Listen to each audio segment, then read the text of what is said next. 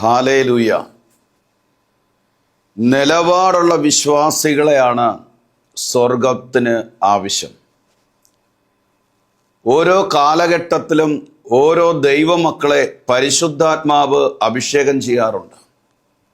വിശ്വാസത്തിന് വേണ്ടി നിലപാടെടുക്കുകയും ദൈവരാജ്യത്തെ ഉറ്റുനോക്കുകയും ചെയ്യുന്ന ദൈവരാജ്യ ശുശ്രൂഷകരെ പരിശുദ്ധാത്മാവ് അന്വേഷിക്കുകയാണ്.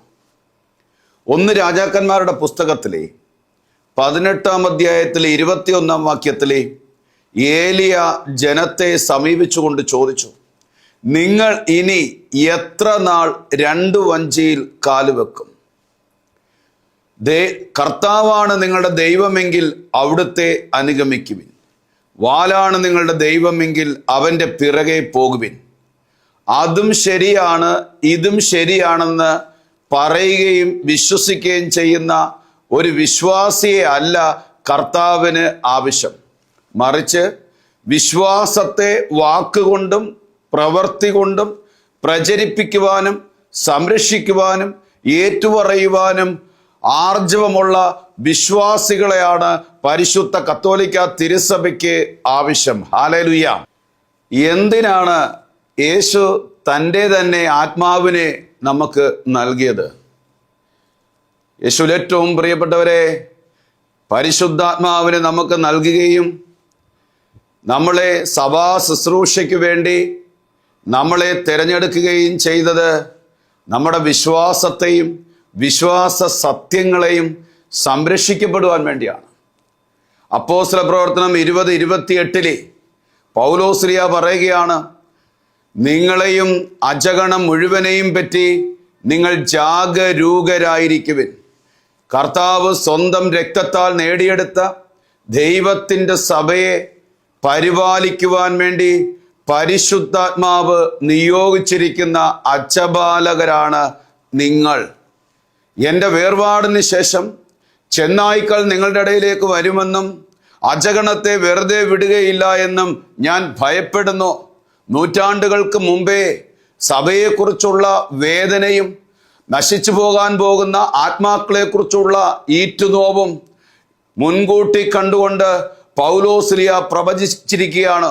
1, നിങ്ങളെക്കുറിച്ച് ജാഗരൂകരാകണം. 2, ദൈവത്തിൻ്റെ സഭയെക്കുറിച്ചുള്ള കരുതൽ നിങ്ങൾക്കുണ്ടാകണം. എന്നാൽ നിങ്ങൾ ഈ യാഥാർത്ഥ്യം തിരിച്ചറിയണം.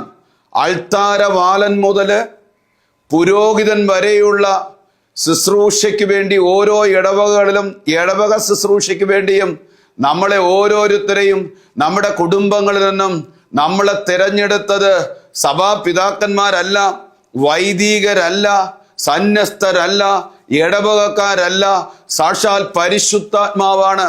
നമ്മൾ വിശ്വസിക്കേണ്ടതും നമ്മുടെ വിശ്വാസ സത്യത്തെ സംരക്ഷിക്കേണ്ടതും പരിശുദ്ധാത്മാവിനെ പ്രതിയാണ്, നിയോഗിച്ചവനെ പ്രതിയാണ്. നമ്മൾ പ്രീതിപ്പെടുത്തേണ്ടത് ഇടവക സമൂഹത്തെ അല്ല, പരിശുദ്ധാത്മാവിനെയാണ്.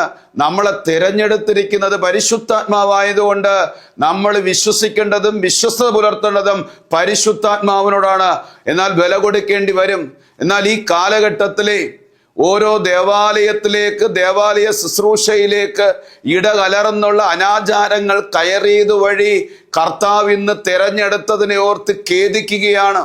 സാബുവളിനെ തിരഞ്ഞെടുത്തതിനെ ഓർത്ത് കർത്താവ് ഖേദിക്കുന്നത് പറഞ്ഞതുപോലെ അൾത്താരവാലൻ മുതൽ അൾത്താരയിൽ ബലിപീഠത്തിൽ ബലിയർപ്പിക്കുന്ന വ്യക്തികളെ വരെയും ഓർത്തുകൊണ്ട് വേദനിക്കുന്ന ഒരു ദൈവമുണ്ടെന്ന് തിരിച്ചറിയേണ്ട സമയമാണ് പ്രിയപ്പെട്ടവരെ. ഒറ്റ വാക്കിൽ പറഞ്ഞു കഴിഞ്ഞാൽ ഇടവകയുടെ പ്രദക്ഷിണവും ഇടവക തിരുനാളും അമ്പലങ്ങളിലെ ഉത്സവവും ഒന്നല്ല. അതും ഇതും ഒന്നല്ല.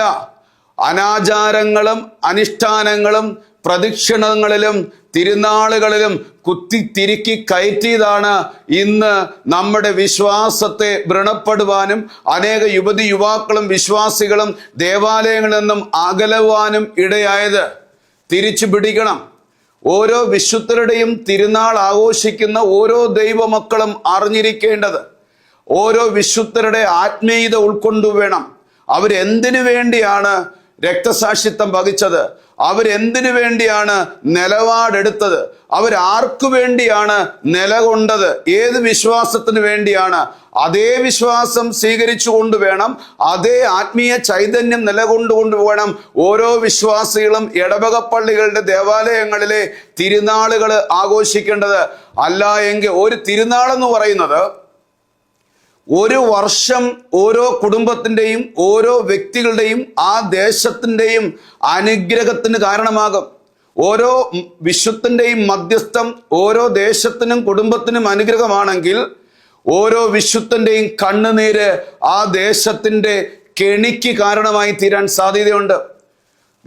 ഇന്ന് കത്തോലിക്ക തിരുസഭയിൽ, കേരള സഭയിൽ ഏറ്റവും കൂടുതൽ ആഘോഷിക്കപ്പെടുന്നത് സെബസ്ത്യാനോസിന്റെ തിരുനാളാണ്. എന്നാലും ഏറ്റവും കൂടുതൽ നിന്ദിക്കപ്പെടുന്നത് ആ വിശുദ്ധനാണ്. ആ വിശുദ്ധന്റെ പേരിൽ കാട്ടിക്കൂട്ടുന്ന അനാചാരങ്ങളെ ഓർത്തുകൊണ്ട് സ്വർഗത്തിരുന്ന് സന്തോഷിക്കേണ്ട വിശുദ്ധൻ സ്വർഗത്തിരുന്നു കൊണ്ട് ചങ്കുപൊട്ടി കരയായിരിക്കും. ആ വിശുദ്ധന്റെ പേരിൽ ഇടവക ദേവാലയങ്ങളുടെ ആ തിരുനാളുകളുടെ വേളകളിൽ റഷ്യയിൽ നിന്നും യുവതികളെ ഇറക്കിക്കൊണ്ട് ആ അർത്ഥനഗ്നമായെന്നതുപോലെ ഡാൻസുകളും പാട്ടുകളും ഇട്ടുകൊണ്ട് ആഘോഷിക്കുന്ന സമയത്ത് സ്വർഗം കരയുകയാണ്, വിശുദ്ധൻ നിലവിളിക്കുകയാണ്. കോടികൾ ചെലവഴിച്ചുകൊണ്ട് നടത്തുന്ന ഓരോ തിരുനാളുകളിലും ആ പണമുണ്ടായിരുന്നുവെങ്കിൽ എത്രയോ പാപങ്ങളുടെ കണ്ണുനീര് തുടയ്ക്കാമായിരുന്നു. ആ കുടുംബത്തിൽ എത്രയോ പേരുടെ ഭവനരഹിതരുടെ ഭവനം നിർമ്മിച്ചു കൊടുക്കാമായിരുന്നു. എത്രയോ പാവപ്പെട്ടവനെ ചേർത്ത് പിടിക്കാമായിരുന്നു.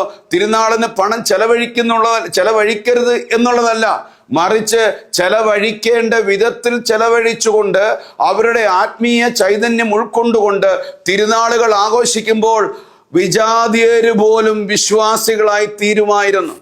എന്നാൽ റോമാലേഖനത്തിൽ 2-ാം അധ്യായത്തിൽ 24-ാം വാക്യത്തിൽ പറയുകയാണോ, നിങ്ങൾ നിമിത്തം ദൈവത്തിന്റെ നാമം വിജാതിരുടെ ഇടയിൽ ദുഷിപ്പിക്കപ്പെടുകയാണ്.